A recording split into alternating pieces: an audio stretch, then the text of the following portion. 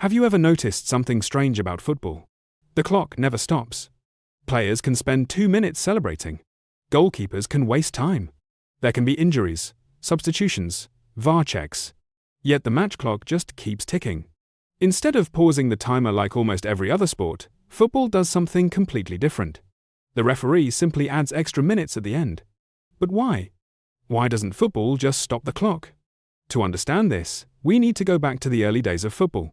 When the laws of the game were first written in the 1800s, football had a very simple goal: keep the game flowing. Back then, there were almost no substitutions, no VAR, and very few interruptions. Stopping and restarting the clock every few seconds would have required a dedicated timekeeper, making the game more complicated than it needed to be. So the referee kept one continuous watch. If time was lost, they simply extended the half. That basic idea has survived for more than a century. But today, football loses a lot more time. Players celebrate goals. Goalkeepers take longer over goal kicks. Substitutions happen constantly. There are injuries, VAR reviews, penalty checks, fans invading the pitch. Even replacing a damaged ball takes time. If none of that was added back, many matches would contain far less than the intended 90 minutes of football. That's why referees keep track of these interruptions throughout each half. At the end, the fourth official displays the minimum amount of additional time. Notice that word, minimum. If more time is wasted during stoppage time itself because of another injury, another goal, or another VAR review, the referee can extend the match even further. That's why you've probably seen games go from +6 minutes to the 99th, or even 101st minute. For years, though, there was a problem. Referees often underestimated how much time had actually been lost. Research found that the ball was only in play for around 55 to 60 minutes in many professional matches. The rest disappeared through stoppages. Teams figured this out.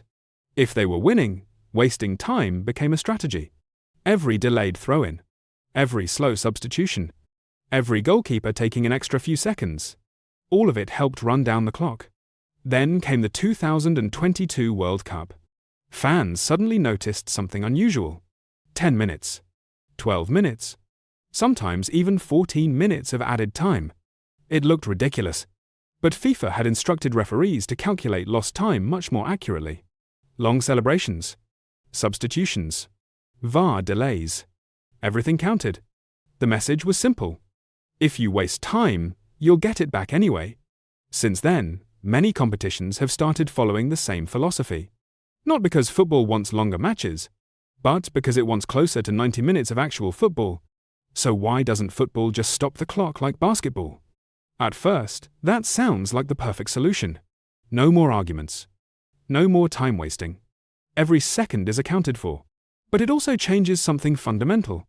Football is built around continuous flow. Players don't stop after every whistle. Momentum builds naturally. The uncertainty of not knowing the exact final second creates drama that fans have loved for generations. Stopping the clock after every interruption would make football feel very different, closer to American sports than the game people have known for over 150 years. So the next time you see 8, 10, or even 12 minutes added on, remember, the referee isn't creating extra football. They're trying to give back the football that was already lost.